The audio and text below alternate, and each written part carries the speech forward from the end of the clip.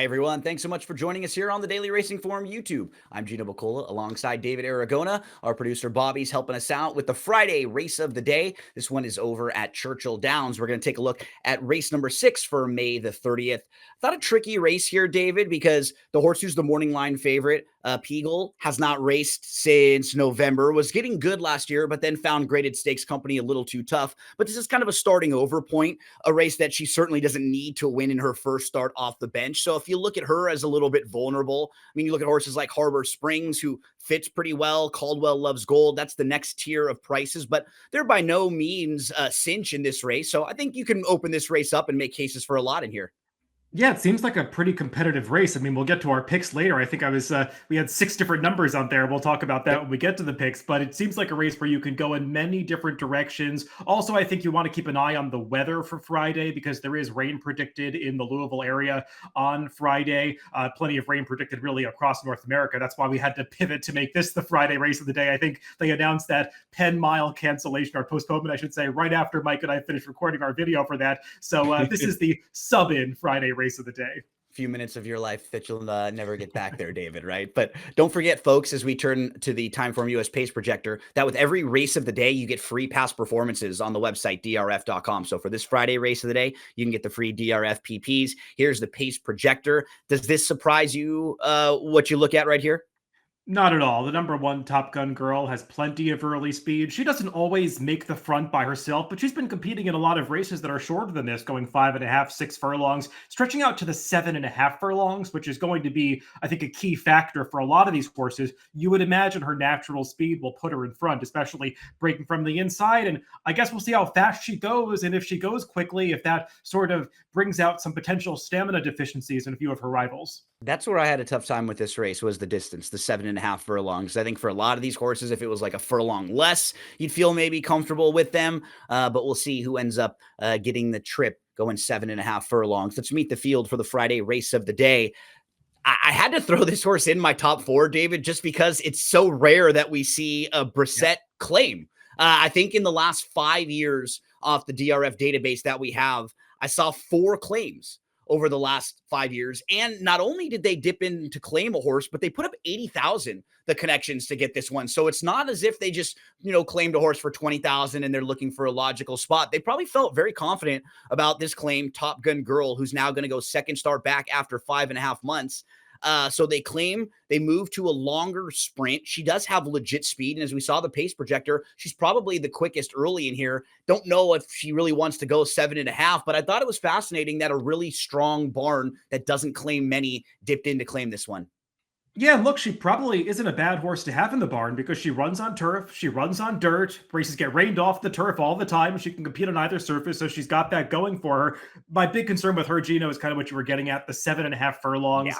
I wonder if it's going to be a little too far, especially for a horse with her kind of speed, drawing the inside. They almost have to be aggressive with her, and I just wonder if it's going to be ideally suited to her talents. But based on her raw ability, she does stack up against this field. Number 2, Cat's Cave, won on the lead last time out against optional claiming non-winners of 2 at Keeneland. That was on April the 23rd. She can sit off a little bit. Her last couple wins, though, she's been more forward in here. I think she will be forward, but with the ability to kind of track if need be. What do you think about Cat's Cave's chances in the spot? Yeah, she's a horse that ran some nice races during her 3-year-old season. She came off the layoff here in this race we'll take a look at from Keeneland in April and led every step of the way, got the job done. I think she beat a couple of horses that are okay, and behind her, the 3rd place finisher Landed is a New York bred stakes winner. So I give her credit for getting it out in this performance, and I don't really mind her turning back to the 7.5 furlongs here. It's interesting. I was looking up some stats for her trainer, Michael Tomlinson, who's had a lot of success recently. He has amazing statistics second off a layoff like this, second off 120 plus days on the dirt. He's 9 for 26. It's a 35% win rate with a $9 ROI. That's due to a horse named Conacher that competed a few years ago that I think won it upwards at 70-1 in that sample. But the issue is a lot of horses that had success in that sample didn't win first off the layoff. So I wonder if maybe we saw her best race last time and she's going to have that same improvement. But I still think she fits her even on the class rise. Number 3, Pigalle is a stakes winner. She makes her first start of 2025 after a 6-month break, and she started to get pretty good last year, David. She actually won the Groupie Doll Stakes. Then she found graded stakes company just a little bit too tough. She actually ran into a horse named Too Sharp, who we just saw come back and look extremely impressive just last weekend. She likes the trip at about 1 mile. I feel like it's a nice starting spot for her to begin the year, but she is going to catch some horses who are just in better form than her, who have more recency. And she's not necessarily a horse who like towers over this field by speed figures or anything. She just feels like she's one of the horses. If she showed up with a really good effort, she would be in the mix.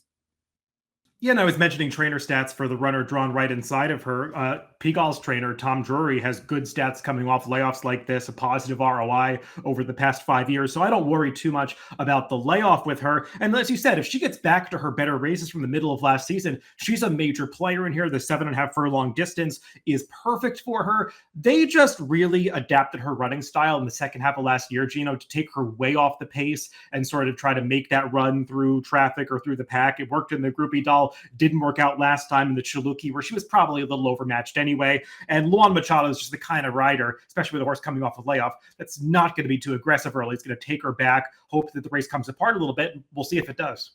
I hear a train coming. The 4 comes in from Indy and from Charlestown. And so she's been facing softer company, and she just won for the last 7. And that win came on the lead at Charlestown, going 25 and 50. I couldn't make too strong of a case for her, David. Could you build a case for this long shot? No, she's been a big price in all of her recent starts. She was second at 47-1 last time. She's probably going to be a similar price here, but I think stepping up against a tougher field.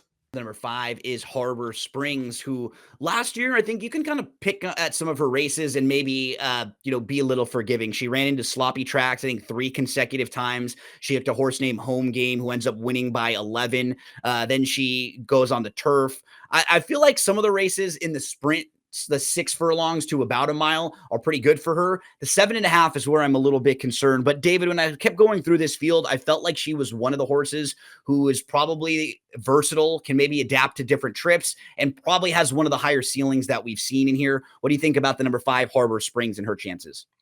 Yeah, she's an interesting horse because you kind of have to decide what caused the improvement at the end of last year. Was it just her getting better, going from the end of her 3-year-old season into her 4-year-old season, a time when a lot of horses do tend to start running their better races?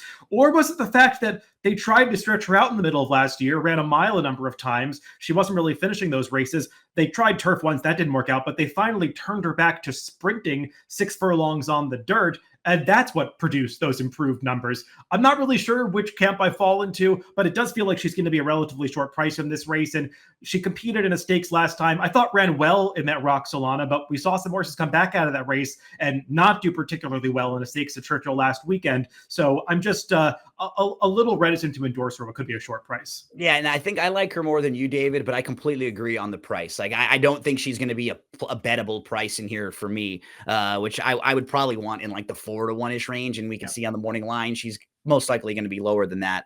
We move to Lady Moscato. I think she feels like a good fit at this level, but just another one I'm concerned about the distance because her best races come at 6 furlongs. And that's very obvious when you go through her form. That's when she's been able to string really good races together, when she's just going a little bit shorter. So can she, sustain that ability going a little bit longer? Is she going to flatten out? What are your thoughts on Lady Moscato in a spot like this?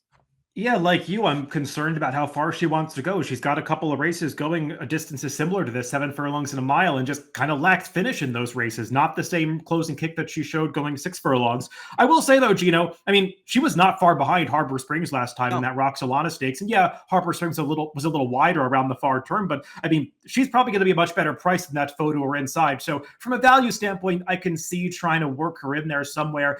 I just don't have confidence about her producing her best at the distance. Caldwell Loves Gold was a winner last time out at Belmont and Aqueduct. That was going 7 furlongs. She had a pretty nice trip. There was second, and then got outrun a little bit in the second quarter and was back to about 5 furlongs behind. And you can see at the top of the lane, still has a lot of work to do here, David, but got game, got determined, and ends up winning this race by a couple lengths in the end. I think for distance, she's actually one of the horses who fits the distance pretty well of that 7.5 furlongs. I think she's going to run well in here. It just how good is she? I'm not quite sure looking at some of the company that she's been facing, even when you can kind of compare some of the horses that she was facing. I think Landed is one that you see in other horses running lines, but you have probably a good feel for this horse who's been running a lot in New York. How do you think she stacks up with this group? Yeah, I mean, watching that last replay, I'm not sure how much it was her finding another gear as it was the leader just coming back to the field, because it's not like she was really gaining distance on those behind her. And the horse that was leading into the threat, Golden Degree, I mean, she looked like she was about 1-5 to seal the deal on that race, and just ended up really shortening stride in the final eighth of a mile. So it opened the door for a horse like Caldwell Loves Gold to win. She's just been that kind of horse, Gino, that kind of tops out with her buyers in the low 80s. And she's a horse I liked early in her career. I was always kind of waiting for her to take that next step forward. They tried different surfaces, different distances with her. She just never really improved that much. So she probably does fit well against a race in a race like this. But she's another one that could take money coming out for the connections that she does. Effortlessly Elegant rounds out the field. She comes in from Oaklawn Park most recently, and she actually does have some races last year and in 2023 that would compete with this group. David, if it's the last couple, she hasn't been at the best form. I think you might be able to make some excuses, and she's a really fair price. And that's when I think when I'm kind of betting on this race, I'm really going to look at the betting board and play this race as an individual, because I'm curious how it gets bet. And if there's horses like the 8 who are much bigger prices than the rest, I just don't know if they're that far behind the rest of this group. And I think you like this horse a little bit, right?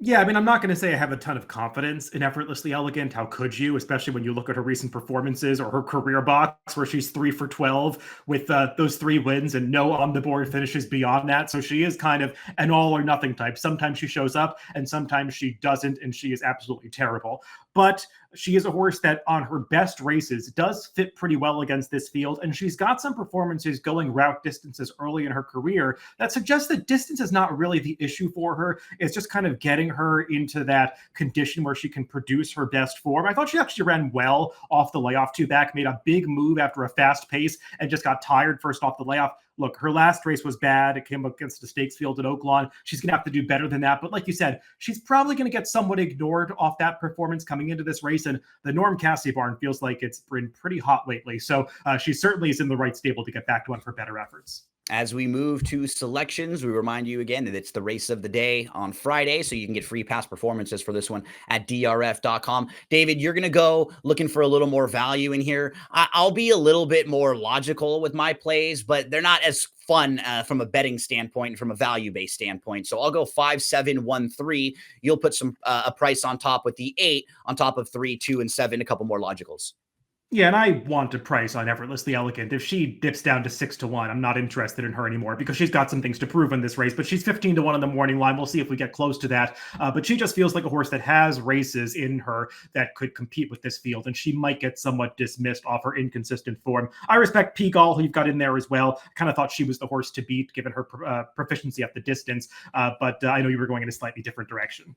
Well, whoever you play, however you play them, we wish you the best of luck in the Friday race of the day.